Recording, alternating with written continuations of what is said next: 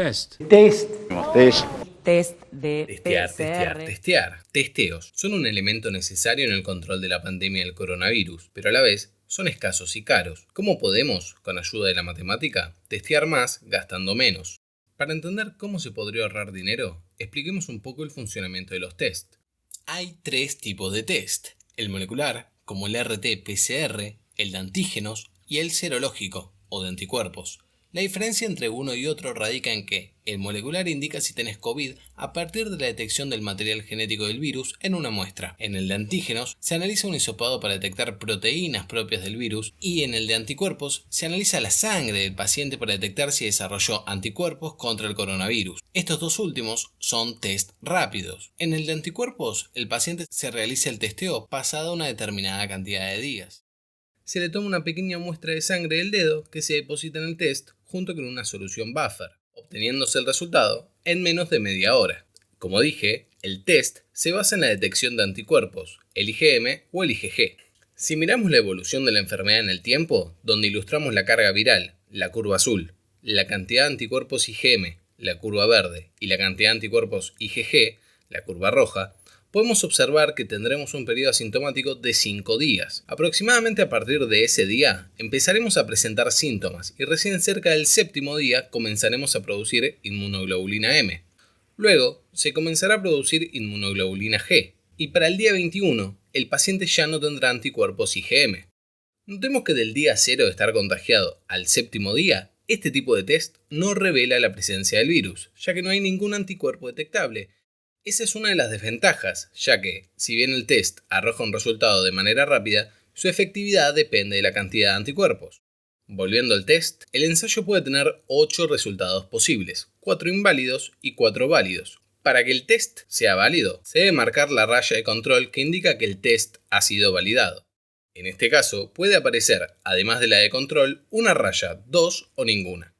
Si no aparece ninguna, no se encontraron anticuerpos. Es decir, no fuiste contagiado o pasó mucho tiempo desde que te contagiaste y han desaparecido los anticuerpos. Si aparecen las dos, estás en el periodo en el cual ambas curvas de anticuerpos se solapan. Y si aparece solo la línea de IgM, estarás en el periodo del día 7 al 15. Y si aparece solo la de IgG, en el periodo que comienza a partir de los 21 días. En cambio, con el test PCR, podemos detectar desde casi el primer día hasta el 28. En el test RT-PCR se hisopa al paciente, se aísla el ARN, se lo transcribe en forma de ADN, se polimeriza para amplificar la información genética y por último se lo reacciona, tardando en total menos de 5 horas. Respecto a las sensibilidades de los test, el serológico, dependiendo cuál sea, tiene una sensibilidad entre el 60% y el 95%, mientras que la del molecular es mayor al 95%, es decir, tiene la capacidad de detectar un 95% de verdaderos positivos.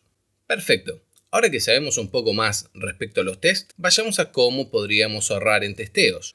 Supongamos que precisamos testear a 10 personas. Normalmente haríamos 10 hisopados y 10 reacciones, una reacción por cada hisopado, gastando 10 test pero detectando a todos los infectados. Pero, ¿y si mezclamos todas las muestras en un todo y ensayamos ese todo? En el caso de que ninguno estuviese contagiado, habríamos usado una única reacción que habría salido negativa y dispondríamos de otros 9 test para utilizar. Esto es el testeo por piletas o pool testing. Pero claro, si todos estuviesen contagiados, gastaríamos un test en testear el pool y luego 10 test para saber quiénes son los contagiados. De hecho, la curva ideal que describe este método, es decir, una curva para un número muy elevado de pacientes y de pools, indica que para una positividad de 0,1% usaríamos 10 test, para una de 1%, 20 test, para una de 20%, 100 test y para una de 100%, 110 test. Si hacemos un zoom, podemos observar la eficacia para una positividad menor al 20%. De hecho, podemos simular curvas reales, es decir, para el caso de 10 pools de 10 personas, donde cada persona tiene una determinada probabilidad, en función de la positividad, de estar contagiado. Veremos que las curvas reales oscilan alrededor de la curva ideal y siempre es más conveniente este método que el método tradicional de testear a todas las personas para incidencias menores al 20%. Podríamos mejorar aún más el método utilizando una búsqueda binaria, es decir, Sabemos que en un pool positivo hay al menos un positivo, por lo que dividimos la pileta en dos y testeamos ambos pools. Así, sucesivamente hasta encontrar a todos los infectados. Notemos que la eficacia se da para pools de una gran cantidad de personas y poca positividad, ya que, en caso contrario, son muchos más testeos y uno tras otro, secuenciales, teniendo que esperar los resultados de los testeos anteriores para ver qué pool testear. Si graficamos nuevamente curvas reales de búsqueda binaria, podemos ver que el método suele ser más eficiente nuevamente cuando la positividad es menor al 20%. A mayor positividad, ya no hay una mejora en la eficiencia y es conveniente pasar al testeo convencional.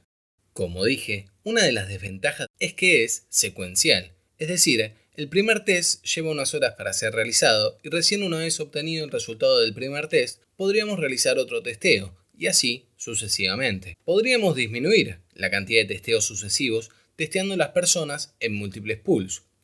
Por ejemplo, supongamos una gradilla común, de las que se usan en los laboratorios, una placa multiwell de 96, donde cada una de esas casillas representa a una persona. Si testeamos las filas y las columnas por pools y eliminamos aquellas que hayan dado negativo, será positivo aquel paciente que haya dado tanto positivo en una columna como en una fila. En este caso, vemos qué es lo que ocurre en la casilla E9. Pero, ¿qué pasa si le agregamos A4 como positivo? Bueno, ya no estarán plenamente determinadas las muestras positivas, porque no sabemos quiénes son los positivos reales, si A4, A9, E4 o E9. En ese caso, se testea individualmente nuevamente a cada uno de ellos para finalizar la determinación. Además, este método es fácil de escalar y siempre es conveniente cuando la positividad sea baja. Y si bien nosotros estamos acostumbrados a trabajar en planos y son fáciles de visualizar como esa gradilla, se puede pasar a mayores dimensiones, como cubos o hipercubos, que aumentan la eficiencia pero es más complejo operativamente, por lo que es conveniente utilizar equipos automatizados. En la descripción te dejo un artículo de Nature en el cual utilizan este método. Como habíamos dicho al principio, la ventaja del PCR es que justamente detecta casos no sintomáticos, pudiendo detectar y parar antes a los supercontagiadores. Esta ventaja se ve diluida en el caso de que el resultado del test se demore. Recordemos que realizar una reacción tarda varias horas.